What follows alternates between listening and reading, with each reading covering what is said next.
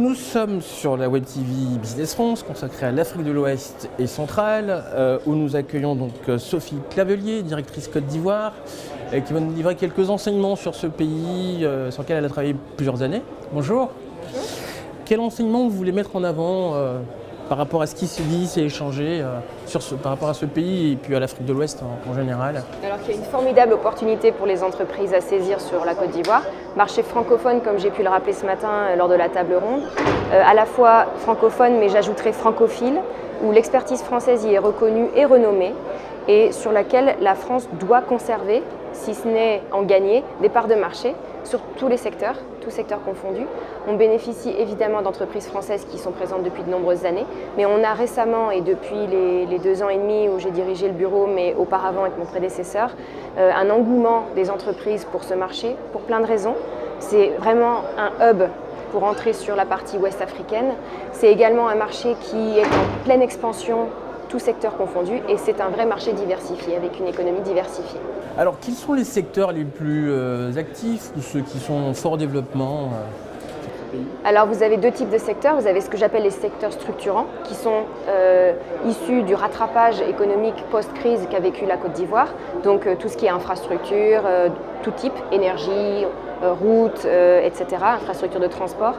Mais également de nouveaux secteurs, développement et mécanisation du secteur de l'agriculture et amélioration de la productivité. Vous avez également tout le secteur du numérique, et quand je dis numérique, c'est-à-dire numérique plus services, avec le e-commerce, les applications numériques directes, les services financiers qui vont avec, la fintech, etc. etc. D'accord. Alors, je suis une entreprise qui veut s'installer sur ce pays. C'est quoi les points d'attention, en gros les 2-3 passages obligés pour lancer une activité?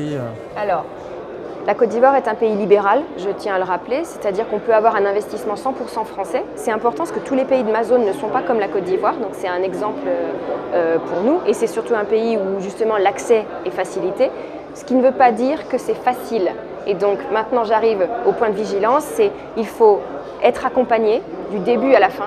Il faut trouver le meilleur partenaire et ensuite il faut avoir affaire à tout un panel d'experts qui vont vous aider à éviter les écueils et surtout à lancer votre activité pour que vous ne perdiez pas de temps.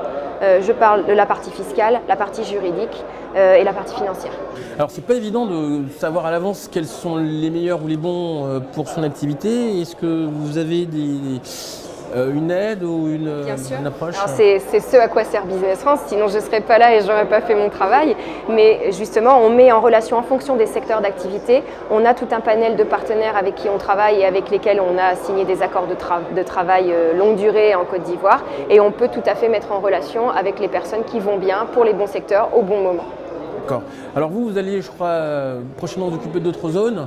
Pour votre successeur, c'était quoi le pitch que vous lui avez fait sur la zone, sur le pays, en lui transmettant le relais? Le pitch, c'est dynamisme de l'économie, réelle opportunité pour les entreprises françaises et une diversification dans laquelle il faut qu'on s'engouffre quelque part, de manière à ne pas rater le coche et surtout pas donner des parts de marché à nos concurrents. Merci, donc c'était Sophie Clavelier, directrice Côte d'Ivoire pour Business France. Je vous remercie.